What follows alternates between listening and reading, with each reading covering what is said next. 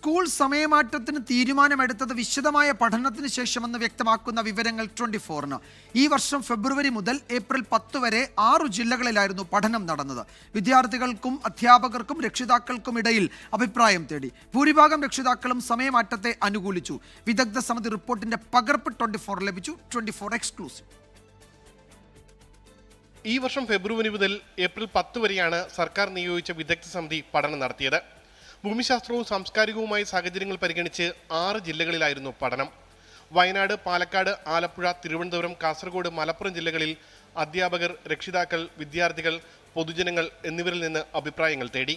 ശനിയാഴ്ച ഉൾപ്പെടെ ക്ലാസ് നടത്തുന്നതിനുള്ള തീരുമാനത്തെ ഭൂരിഭാഗം പേരും എതിർത്തു. എന്നാൽ സ്കൂൾ ദിവസങ്ങൾ പരമാവധി സമയവും ഉപയോഗപ്പെടുത്തണമെന്ന് 50% രക്ഷിതാക്കളും അഭിപ്രായപ്പെട്ടു. 41% രക്ഷിതാക്കൾ സിലബസ് കുറയ്ക്കണമെന്നും അനാവശ്യ അവധികൾ ഒഴിവാക്കണമെന്നും നിർദ്ദേശിച്ചു. പഴയ സമയക്രമം മതിയെന്ന് അഭിപ്രായപ്പെട്ടത് 6.4% മാത്രം. 0.6% പേർ മാത്രമാണ് അവധി ദിവസങ്ങൾ പുനഃപരിശോധിക്കണമെന്ന് നിർദ്ദേശിച്ചത്. പഠന ദിവസങ്ങൾ കൂട്ടുന്നത് 87.2% പൊതുജനങ്ങളും എതിർത്തു.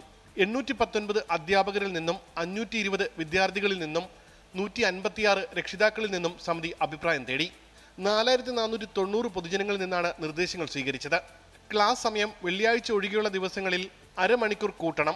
കൂടാതെ ഈ അക്കാദമിക് വർഷം 7 ശനിയാഴ്ചകളിൽ ക്ലാസുകൾ അധികമായി നൽകണമെന്നും വിദഗ്ധ സമിതി ശുപാർശ ചെയ്തിരുന്നു. മുൻ വർഷങ്ങളിൽ പിന്തുടരുന്ന ടൈം ടേബിൾ പ്രകാരമായിരുന്നുവെങ്കിൽ വിദ്യാർത്ഥികൾക്ക് പരമാവധി ലഭിക്കാൻ സാധ്യതയുള്ളത് 975 പഠന മണിക്കൂറുകൾ മാത്രമായിരുന്നു. ഇതിനു പുറമെ മഴ അവധി, മറ്റ് പഠിപ്പുമുടക്ക് സമരങ്ങൾ എന്നിവ കൂടി വന്നാൽ ഈ സമയം വീണ്ടും കുറയും.